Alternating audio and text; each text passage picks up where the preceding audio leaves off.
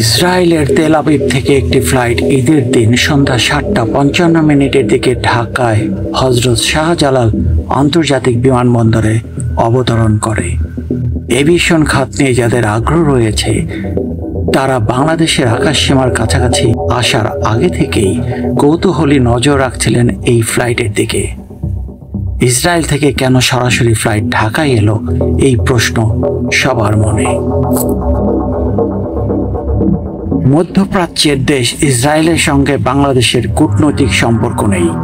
বাংলাদেশি পাসপোর্টধারী ইসরায়েলের ভ্রমণেও নিষেধাজ্ঞা রয়েছে। খুব বেশি দিন আগে নয়, কয়েক বছর আগেই বাংলাদেশি পাসপোর্টে লেখা ছিল, this passport is valid for all countries of the world except Israel. জাতিসংঘভুক্ত যে 28টি দেশ ইসরায়েলকে স্বীকৃতি দেয়নি তার মধ্যে বাংলাদেশ একটি।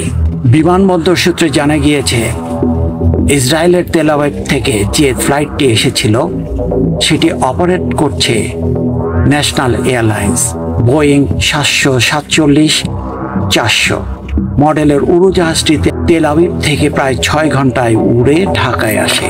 কৌতূহলীদের প্রশ্ন, কূটনৈতিক সম্পর্ক নেই, তাহলে ইসরায়েল থেকে ফ্লাইট এলো কেন? জানা গেছে, ন্যাশনাল এয়ারলাইন্স ইসরায়েলের কোনো এয়ারলাইন্স নয়, এটি মার্কিন যুক্তরাষ্ট্রের একটি এয়ারলাইন।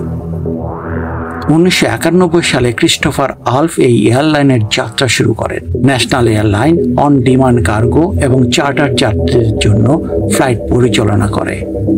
বাংলাদেশের সঙ্গে ইসরায়েলের কোনো এয়ার সার্ভিস এগ্রিমেন্ট নেই, ফলে দেশটির কোনো এয়ারলাইন ফ্লাইট বাংলাদেশে আসতে পারবে না।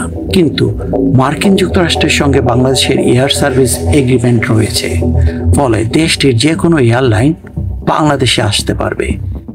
একইভাবে বাংলাদেশি এয়ারলাইন্সের ফ্লাইট মার্কিন যুক্তরাষ্ট্রে যেতে পারবে, ফলে ন্যাশনাল এয়ারলাইন্সের মার্কিন যুক্তরাষ্ট্রের এয়ারলাইন হওয়ায় বাংলাদেশে আসতে কোনো বাধা নেই। এর আগেও বাংলাদেশে ন্যাশনাল এয়ারলাইন ফ্লাইট এসেছিল।